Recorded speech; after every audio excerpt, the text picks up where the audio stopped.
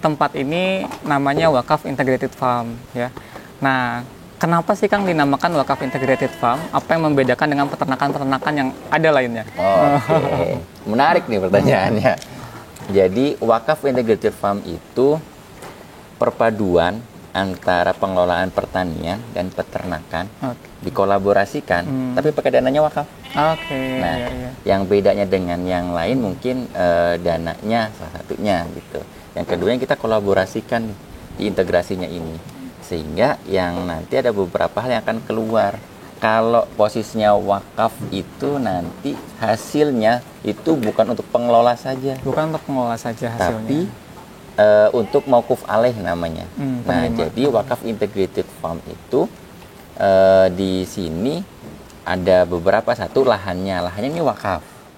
Lahannya wakafannya di sini wakafnya wakaf sementara.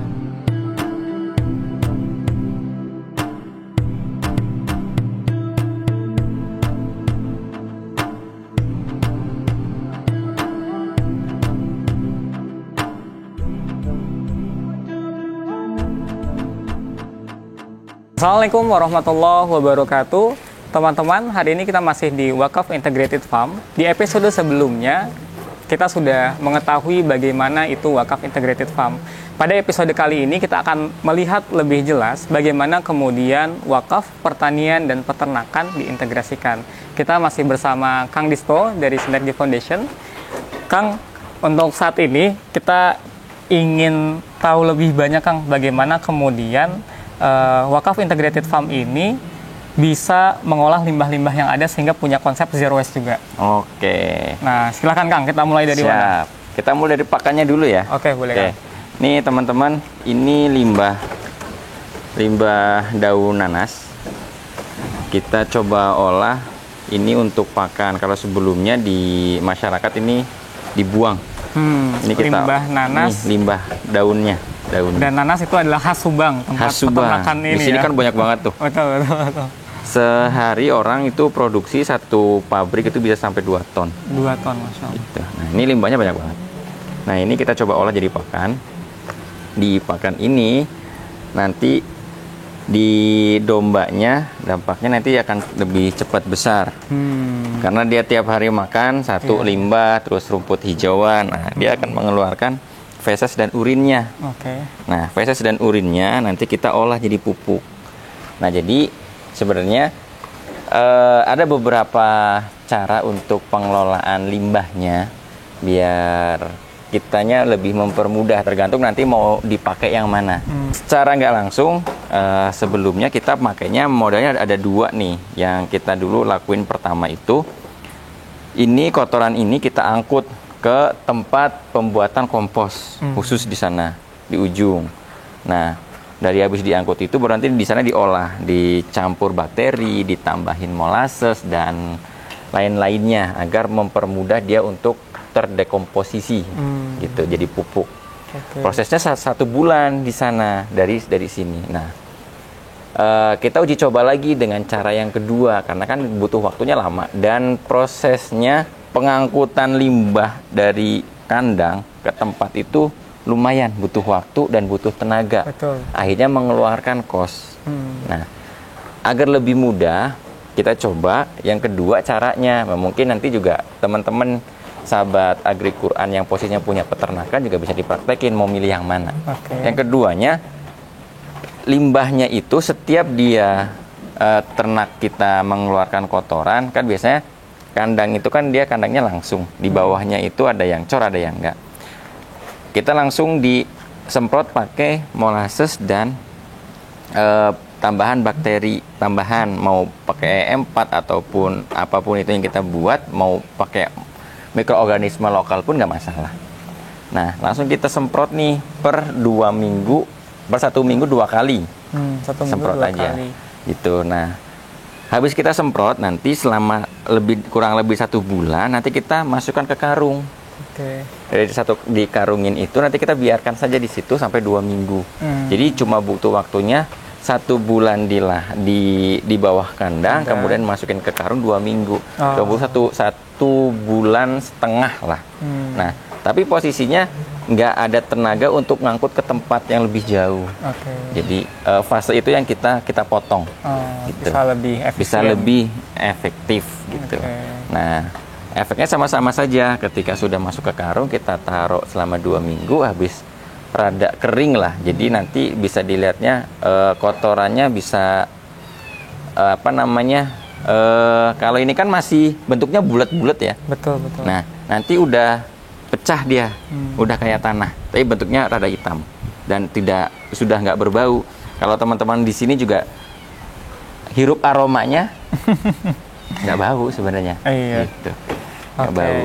Nah, habis dari situ, kita masukin ke karung. Nah, dari karung-karung ini kalau udah matang, kita masukin ke lahan-lahannya.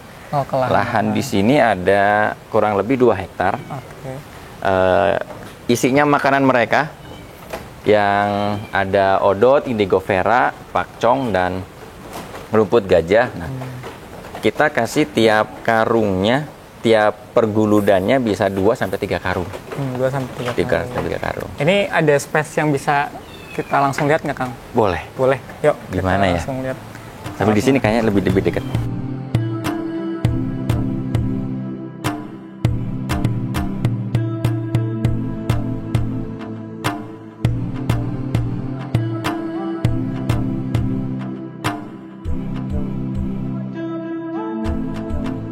Nah, tadi limbah-limbah yang sudah kita karungin, yang sudah kita peyem lah bahasanya gitu, kita fermentasi selama 1,5 bulan, kita pindahkan ke lahan.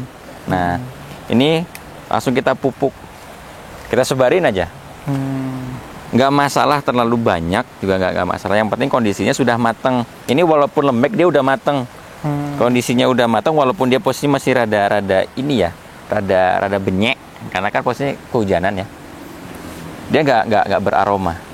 Gitu. Nah, dia proses fermentasinya sudah beres. Kalau dia fermentasinya masih lanjut, ngefeknya ke tanaman, dia akan ngerusak di akarnya, gitu. Dia akan layu. Nah, kalau udah matang mah nggak jadi soal dia. 2 minggu tadi, Kang ya? 1,5 bulan. 1,5 bulan. 1,5 bulan. Kotorannya. Dan nanti kalau sudah dipupuk, ini pertumbuhannya lebih cepat. Ini padahal baru 3 mingguan kalau nggak salah habis dipanennya. Oh, Gitu. 3 mingguan ditanam, sekarang udah segini? Udah segini. Ini kan habis ya cepet. Kalau ini yang rumput odotnya. Jadi kita tadinya kita pisah-pisahin yang odot, yang indigo vera. Ini namanya indigo vera. Ini sumber protein. Yang ini? Nih. Yang ini nih yang namanya indigo vera. Oke, indigo vera. Sumber protein. Sumber protein. Hewan. Ini bagus buat kandungan nutrisinya, bagus banget buat domba. Nah, kalau yang kayak gini-gini mah buat ngenyangin lah gitu. Jadi kita kalau di lahan kita alhamdulillahnya lengkap, jadi di combine. Nah, semua tanaman ini kita pupuk. Nah, pupuknya kan lumayan banyak. Efeknya, jadi kita pupuk yang sudah ada itu kembali lagi ke lahan ini tuh bisa per 3 bulan.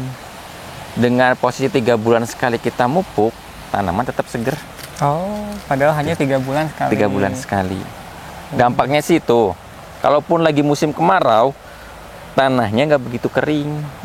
Kalau biasanya yang nggak ke pupuk kayak gini, nanti tanahnya tuh kering, ngebelah gitu. Makanya kalau yang di atas sana, dulu kita pernah uji coba, nggak kita kasih pupuk kandang, dia kering. Yang tumbuh bukan tanaman yang kita budidaya, rumputnya kita budidaya, yang tumbuhnya alang-alang. Oh, gitu, karena alang-alang jauh lebih survive kan. Makanya kita sekarang rombak, kita kasih bekal makanannya. Ini bekal makanannya diperbanyak, biar posisinya mereka kalau makanannya udah banyak mah, insya Allah lah tumbuhnya lebih optimal. Oke. Gitu. Sip. Nah, dari sini tanamannya kita panen, balik lagi buat pakan dombanya. Gitu. Kalau tadi yang limbah nanas berarti diambil dari? Kalau limbah nanas dari masyarakat. Dari masyarakat di tempat-tempat jongkok jualan mereka, kita ambil tuh. Yang tadinya mereka hanya buang dan kadang ngebuangnya babalatak. Betul. sekarang kita coba hargain per kilonya memang masih di angka Rp200, tapi bagi mereka jadi sesuatu. Gitu, yang tadinya dibuang atau bahkan mereka justru kadang bayar untuk kebersihan, buang sampah, justru mereka mas sekarang dikasih. Sampahnya atau daun nanasnya dikumpulin, kita ambil, kita bayar. Ada nilai lagi di situ yang harapannya sih mudah-mudahan bisa jadi nilai tambah lah, yang tadinya limbah jadi nilainya ekonomis. Oke, siap. Nah, berarti memang integratednya itu terkoneksi ya Kang ya? Iya. Peternakan, pertanian terus muter. Nah, dan selain itu juga kita dengar salah satu concern dari teman-teman di Wakaf Integrated Farm adalah animal welfare Kang, atau kesejahteraan hewan ya, sehingga hewan itu senang, bahagia. Itu gimana Kang? Nah, sebenarnya nggak cuma di hewannya ya, di tanaman pun harus sejahtera. Betul. Agar apa? Tumbuhnya lebih optimal. Contoh, ini dulu kita tanam 1x1, 1 meter kali 1 meter. Dampaknya apa? Dempet. Dampaknya apa? Nah, yang kayak gini-gini kalah. Nih, ini dulu penuh. Tapi dampaknya 1x1 dia akan ngerusak ke yang lain, nggak tumbuh optimal. Dianya optimal karena posisinya tinggi kan. Nah, yang di bawah nggak optimal. Maka kita rubah biar semuanya dapat sejahtera lah, kan gitu. Tanamannya kita, yang tanamannya tinggi kita ganti strateginya 4x1, 1 meter kali 4 meter. Jadi sekarang modelnya ada 1x4. Jadi yang posisinya di tengah-tengah tetap dia tumbuhnya optimal. Yang kedua, kita harus perhatikan jalur mataharinya, gitu. Agar apa? Agar yang tanaman tingginya nggak nutupin tanaman yang kecil. Nah, kalau kita lihat kan sekarang ke sana ya, dari timur ke barat, maka kita ikutin jalur mataharinya, gitu. Agar dua-duanya optimal. Satu, sejahtera di pakannya, agar tumbuhnya lebih optimal untuk hewannya juga. Untuk hewannya. Kan kalau pakan mah nggak perlu kita semprot ya, karena khawatir buat keternaknya. Yang keduanya, ternaknya sendiri. Oke, kita lihat Kang langsung ya. Oke, boleh.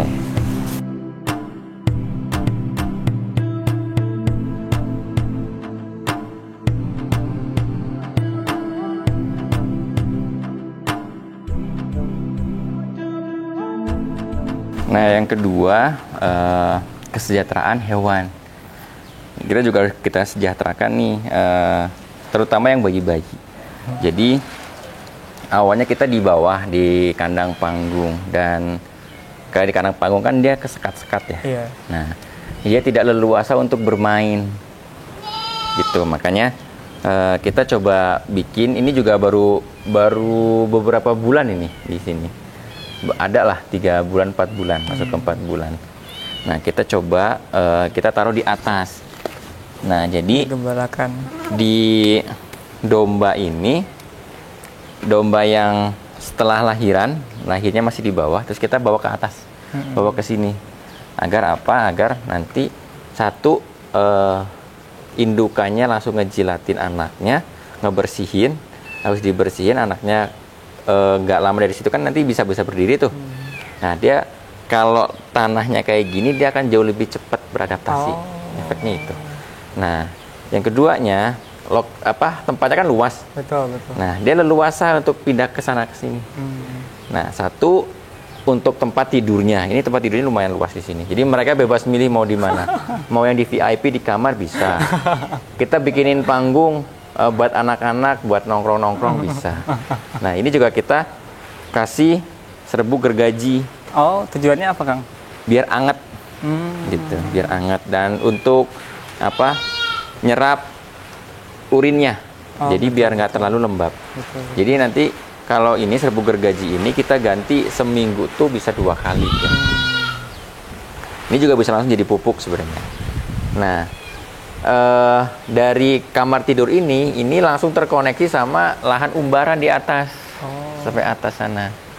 Itu diumbar dia. Nah, ini yang jadi bahan untuk belajar di kita. Kalau posisinya umbaran, maka harus perhatikan domba atau kambing itu sebenarnya secara harfiahnya dia makan yang dia suka. Efek dia makan yang dia suka, makanya kalau ada tanaman sayuran, tanaman apapun yang itu dibudidaya, sebisa mungkin itu harus dipagar. Oh. Karena dia pasti bakal dirusak. juga. Maka kalau digembalain, bagusnya kan di padang rumput. Betul. Di sini nggak ada padang rumputnya. Maka kita batasi. Tapi kita juga sambil lihat, kita ada tanaman yang kita budidayakan sesuai dengan rumput yang ada di lahan yang lain. Tapi efeknya bisa dilihat tuh, habis. Oh iya. Habis sama dombanya. Gitu. Rumput-rumput bawahnya tetap tumbuh. Jadi rumput-rumput yang bawah karena di atasnya sudah habis. Ini indigo vera dulu lebat banget nih. Tapi dimakan akhirnya sama domba. Habis tuh sama domba. Gitu. Nah, di sini juga kita jadi belajar. Jadi konsep umbarannya itu benar bagus. Tapi kita harus perhatikan jenis tanamannya waktu di umbarannya, lahannya. Jadi akarnya harus yang akar yang serabut dan itu cepat tumbuhnya biar ngejer ke pakanan dombanya. Nah, 3 tahun perjalanan ini Kang, Wakaf Integrated Farm kan di awal sempat kematian cukup tinggi ya, ketika belum dipindahkan. Bahkan ada cerita ternyata domba juga baby blues. Ya, benar. Itu gimana tuh Kang? Bener nih. Ini menarik sebenarnya. Ya ini baru kita temuin juga sih. Yang pertama, kirain baby blues itu ada di manusia aja ya. Ternyata baby blues itu ada di hewan, terutama domba. Jadi domba kenapa baby blues itu ternyata dia begitu lahiran nggak keluar air susunya. Jadi ketika anaknya mau nyusu, mau belajar nyusu, dia nggak bisa, nggak keluar dan efeknya dombanya sakit ketika disusuin sama anaknya. Efek sakitnya anaknya diseruduk gitu. Marah atau anaknya. Pas di bawah itu karena kan panggung. Jadi efek diseruduk, terus diinjek-injek sama temennya. Mortalitas anakan domba itu sampai 30%. 30% mati. Gitu. Akhirnya kita bawa nih ke atas. Ketika bawa ke atas, kita coba lihat. Karena kalau domba sehat, kalau minum susu gitu tuh. Ekornya dia goyang-goyang. Gitu. Nah. Oh iya. Ada minum susu gitu. Nah, kalau dulu dia disusuin gitu nggak mau. Karena air susu nggak ada. Nah, air susunya nggak ada, kenapa? Yang pertama, kemungkinan besarnya adalah kurang energi. Dan kurang nutrisinya. Dari pakan. Dari pakan. Artinya pakannya kurang gitu. Nah, maka kita tambahin nih, khusus untuk yang hamil sampai yang dia menyusui sampai 4 bulan, itu pakannya kita perbanyak. Gitu. Kalau yang lainnya biasa 1 karung, ini biasa 1 karung setengah. Gitu. Volume pakannya diperbanyak. Efeknya air susunya lebih banyak. Ketika air susunya lebih banyak, dia nggak bakal baby blues. Tapi posisinya diperbaikinya itu waktu masih hamil. Syukur-syukur sebelum hamilnya. Gitu. Kalau lagi hamil, kita kondisikan pakannya tercukupi sehingga pas dia hamil semuanya kondisi tubuhnya udah fit untuk ngasih nutrisi ke anaknya. Alhamdulillah nih, sekarang mah domba-dombanya juga udah lebih cepat beradaptasi, yang lahiran juga indukannya cepat pulih. Kalau dulu nih, kalau lahiran tuh pilihannya ada 2, mau induknya yang bisa sehat atau anaknya yang mati. Gitu. Biasanya gitu. Nah, kita dulu kenapa nih? Ada apa nih? Padahal kita ngasih pakan waktu itu kondisinya segar, tapi kehitungnya itu 15% dari bobot badan. Secara teori seharusnya dia masih oke. Tapi kenyataannya kalau di sini itu dia nggak bisa, dombanya nggak bisa bagus. Nah, sekarang kita naikkan. Jadi untuk yang breeding itu makannya sehari itu kita takarannya jatuhnya 25% dari bobot badan. 25% dari bobot badan. Gitu. Jadi volume lebih banyak tuh. Efeknya ya gini. Walaupun dia makannya banyak, beberapa yang masih lahiran mah gitu. Kelihatannya rada kurus. Tapi memang kondisinya memang ya kayak gini dombanya. Ya Kang Disto, terima kasih banyak sekali ilmu yang bisa kita dapatkan. Terakhir Kang, boleh nggak diceritakan atau di-sharingkan ke teman-teman pengalaman 3 tahun beternak gitu ya. Nah, pesan buat teman-teman penonton gimana Kang? Silahkan. Sahabat-sahabat Agri Quran, kalau teman-teman atau sahabat-sahabat semua mau ternak, terutama ternak domba, yang pertama kita harus tahu, cari dulu ilmunya. Kuncinya paling awal adalah ilmu pakannya. Cari tahu dulu di wilayah teman-teman itu yang paling bagus itu apa, yang paling banyak itu apa, yang bisa buat untuk pakan. Itu yang pertama. Yang keduanya ilmu ternaknya. Sebenarnya ilmu ternak itu hampir sama kayak kita kalau ngurusin bayi itu hampir sama lah. Nah, kita coba tuh seenggaknya garis-garis besarnya aja lah. Lahirannya kapan, berapa bulan dia lahiran, ngebesarinnya gimana, berapa lama, dan biayanya berapa. Sesimpel itu sebenarnya. Cuma ketika kita kerjalanin ya kita nanti akan tahu ritmenya masing-masing. Karena setiap peternak punya sense-nya beda-beda. Nah, itu yang pertama. Yang kedua, kalaupun nanti teman-teman, saya mah terbatas lahan, terbatas tempatnya, nggak punya ilmunya. Oke, kalaupun mau modelnya wakaf atau mau modelnya ternaknya ke temen, mangga aja. Di Sinergi Foundation, Wakaf Integrated Farm menyediakan itu. Jadi kita, teman-teman kalau mau beternak bisa kita titipkan ke mitra kita. Nanti sistemnya bagi hasil ke mitra. Jadi nggak perlu punya kandang, nggak perlu punya belajar lebih banyak gitu. Sambil learning by doing, sambil naro dombanya di mitra. Nah, kalaupun mau langsung di Wakaf Integrated Farm juga sekarang menyediakan namanya wakaf. Domba-domba ini domba-domba wakaf nih, gitu. Yang nanti hasilnya anakan-anakan ini ketika nanti kita jual hasilnya buat mauquf alaih. Mauquf alaihnya siapa? Salah satunya adalah peternak. Gitu. Jadi kembali lagi ke masyarakat. Jadi Kang, saya punya uang tapi masih belum nih mau bersosialisasi atau mau bahasanya masih butuh uangnya juga, ya mangga aja kita bisa modelnya mudorobah ke mitra ternak. Yang kedua, Kang, saya mah maunya berderma buat masyarakat, ke peternak-peternak miskin, mangga aja. Kita ada konsep wakaf, ada konsep infaknya, kita taruh di mitra kita. Sama saja. Insya Allah semuanya mudah-mudahan jadi berkah. Iya, Masya Allah. Banyak sekali ilmu yang kita dapatkan pada episode kali ini di Wakaf Integrated Farm. Insya Allah kita akan mengunjungi tempat-tempat lainnya yang menerapkan bagaimana konsep pertanian yang berfisikan pada nilai-nilai Islam. Terima kasih.